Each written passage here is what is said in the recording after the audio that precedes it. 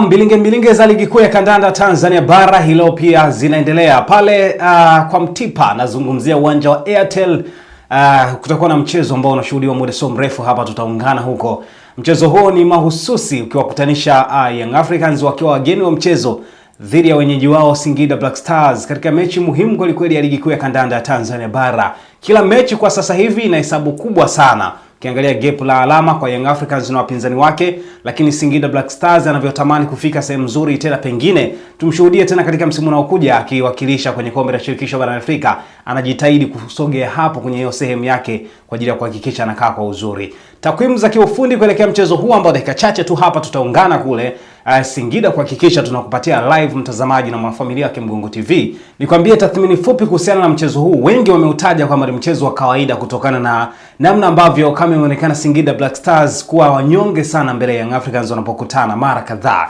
Katika michezo mitano ya mwisho Young Africans kukutana na Singida Black Stars, Young Africans wote ama michezo yote waliibuka na ushindi. Hilo halipinganiwi, halibishani hilo ama halibishaniwi. Lakini mchezo wa mwisho ni mwezi mmoja tu uliopita ambapo walikutana kwenye Mapinduzi Cup. Nakumbuka vema mchezo ambao uliisha kwa Young Africans kuchomoza na ushindi wa goli 1-0 na kuingia katika hatua ya finali kukutana na Azam FC. Na mchezo huo pasi ya Pacome Zouzoua, penetration pasi, ilimkuta sehemu salama Maxence Pierre Nzengeli na kuweka bao dakika ya 58 ya mchezo huo. Pasi na shako nakumbuka vizuri. Lakini takwimu zinaonyesha dhahiri katika mechi zilizopita 5, nikusogezea nikianzia tarehe ya 17 ya mwezi wa pili mwaka 2025. Ni mchezo wa ligi kuu ya kandanda Tanzania bara. Yanga walibuka na ushindi wa magoli 2 wakati Singida alitoka na goli 1, maana yake alifungwa magoli 2-1 Singida. Lakini mchezo mwingine ulipigwa tarehe ya 30 ya mwezi Oktoba mwaka 2024 wa ligi kuu Tanzania bara vivyo hivyo, ambapo Yanga walibuka na ushindi wa goli 1-0 wakiwa away. Lakini mchezo mwingine ulichezwa tarehe ya 21 mwezi wa 4 mwaka 2025 ambapo dakika 90 zilishuhudiwa kwa Yanga kuchomoza na ushindi wa magoli 4-0. Napo pia walikuwa away. Naam, lakini tarehe 29 mwezi Juni mwaka 2025 kama unakumbuka kwenye ile finali ile ambapo Jonathan Soa alionyeshwa red card. Naikumbuka vizuri Young Africans walichomoza na ushindi na kuwa mabingwa wa CRDB msimu uliopita wakifunga magoli 2-0 Singida Black Stars. Mechi inayofuata ni ya hii leo, mechi ambayo muda so mrefu hapa inaanza kulindima pale uwanja wa Airtel Stadium. Na mchezo huu unatajwa kuwa ni mchezo bora sana kutokana na namna ambavyo timu hizi zinakutana na zinakutana kwenye wakati gani. Tukijaribu kuangalia kwa upande wa Young Africans, katika eneo lao la ulinzi kumepatikana na changamoto. Job hayupo ambaye alikuwa akisimama vizuri akiweka pacha na Mwamnyeto ama akiweka pacha na Baka, mambo yanakuwa mazuri, lakini haiwafanyi Young Africans kuwa dhaifu kama ambavyo alisema mwalimu Pedro Goncalves, kwamba alisema licha ya kwamba tuna majeruhi wengi lakini haitufanyi kwamba tusipambane kutafuta alama 3 katika mechi yote ambayo inakuwa mbele yetu.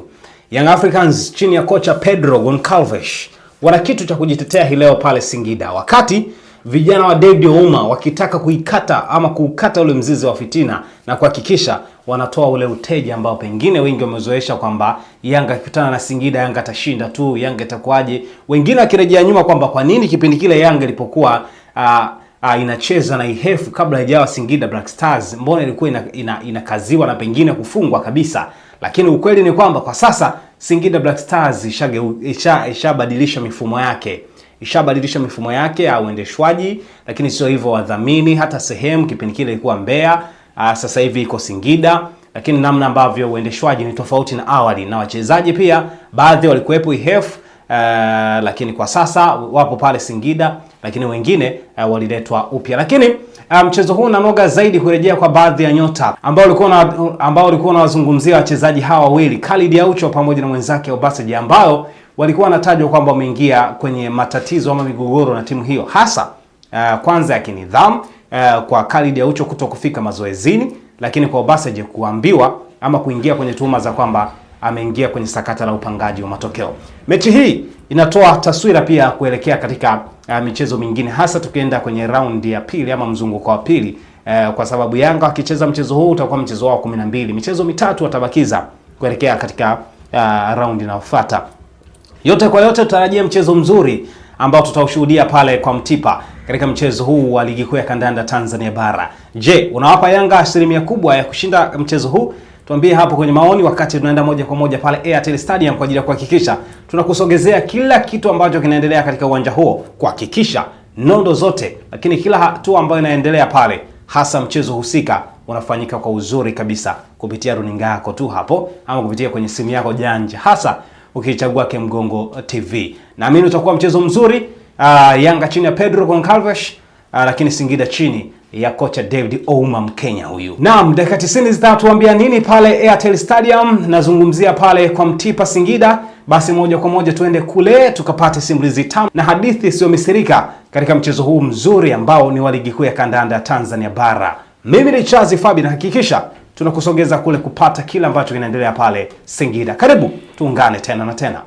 Biashara ni matangazo, na ndio maana sisi kama Kemgongo Media tunakukaribisha utangaze nasi. Sikiliza, kuanzia kiasi cha shilingi 50,000 tu unaweza kutangaza nasi kupitia kurasa zetu zote, iwe YouTube, Instagram, TikTok au X. Kwa wale wanaohitaji interviews, unapata interviews kuanzia shilingi 200,000 tu zenye urefu wa hadi dakika 10. Hatukuishia hapo. Kwa wale wenye vipindi vyao wanataka kuvirusha kupitia YouTube channel yetu, gharama zetu ni nafuu sana. Ewe Mtanzania, karibu tangaze nasi.